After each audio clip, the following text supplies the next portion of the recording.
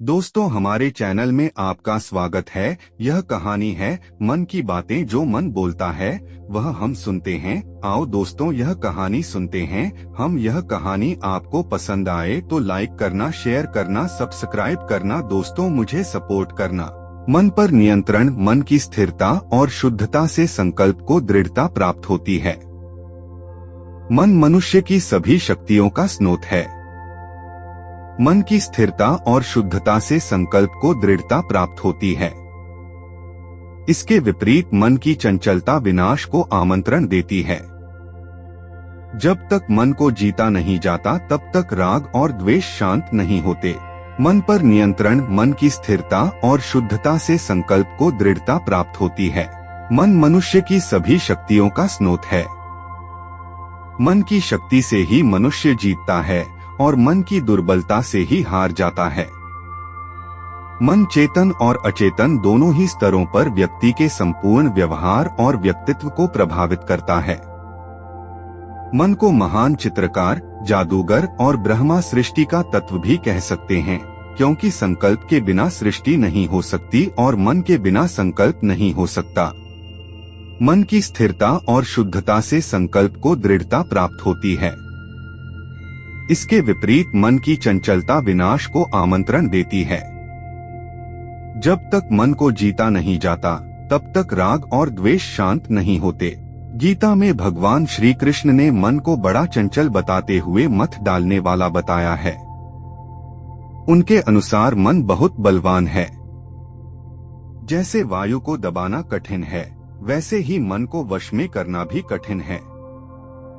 गीता के 6 अध्याय में वह कहते हैं कि निसंदेह मन बहुत चंचल है, परंतु अभ्यास और वैराग्य द्वारा इसे नियंत्रित किया जा सकता है। वस्तुत राग मन को बंधन में डालता है, जबकि वैराग्य इसे बंधन मुक्त करता है। किसी वस्तु या व्यक्ति से अतिशय लगाव या राग उसकी कमियों को भी हमारे लिए प्रिय बना देते हैं।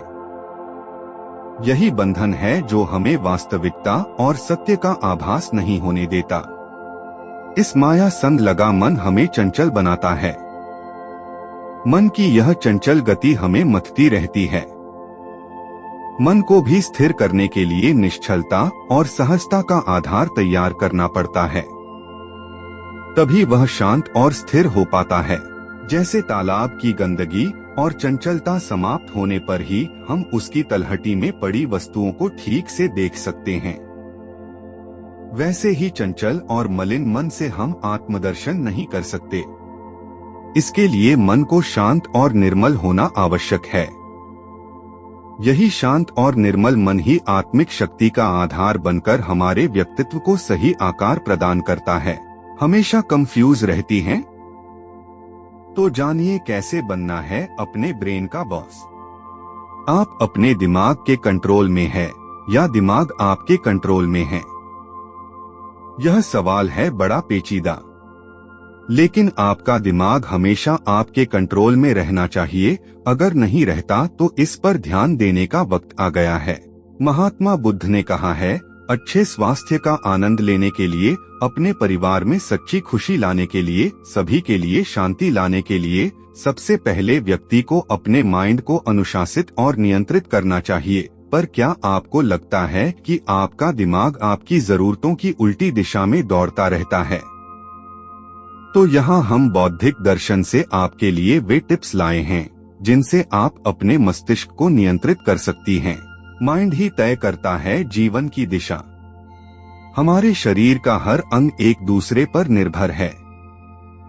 हालांकि इस बात में कोई शक नहीं है कि हमारा दिमाग पूरे शरीर में सबसे शक्तिशाली उपकरण है। एक बार जब हमें अपने दिमाग की खासियत समझ आ जाती है और हम जान जाते हैं कि यह कैसे काम करता है, तो हमारे लिए इसका इस्तेमाल करना काफी आसान हो जाता है। पर अगर आपको लग रहा है कि आपका दिमाग आपकी बिल्कुल नहीं सुन रहा, तो अब खुद पर काम करने का समय आ गया है।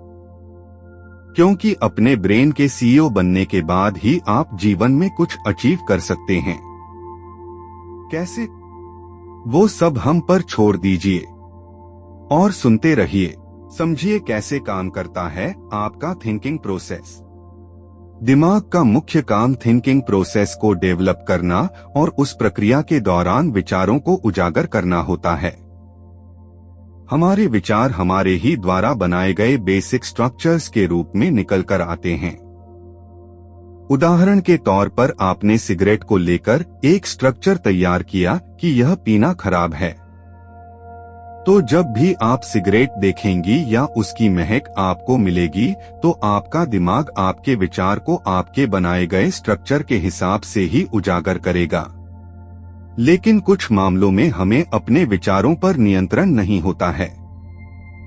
अगर ऐसा है तो आप अपने दिमाग की बॉस नहीं हैं। तात्पर्य यह है कि आपके जो भी विचार हैं वह बाहर से या दूसरों से आते हैं। वह विचार आपके द्वारा बनाए गए स्ट्रक्चर के नहीं होते। अगर आप हमेशा यह तय नहीं कर सकती कि आपको क्या सोचना है, आप अपनी मर्जी से सोचना बंद नहीं कर सकती, तो इस बात में कोई दो राय नहीं कि आपका दिमाग आपको चला रहा है। ध्यान लगाना हमारे मन को शांत रखने के अलावा हमें एकाग्र रहने में सहायता करता है। संगीत पर ध्यान लगाना या किसी रोशनी पर ध्यान लगाना हमें अपने दिमाग पर काबू पाने और नकारात्मक विचारों से दूर रहने में सहायता प्रदान करते हैं। यह आज का नहीं बल्कि सदियों से चला आ रहा है।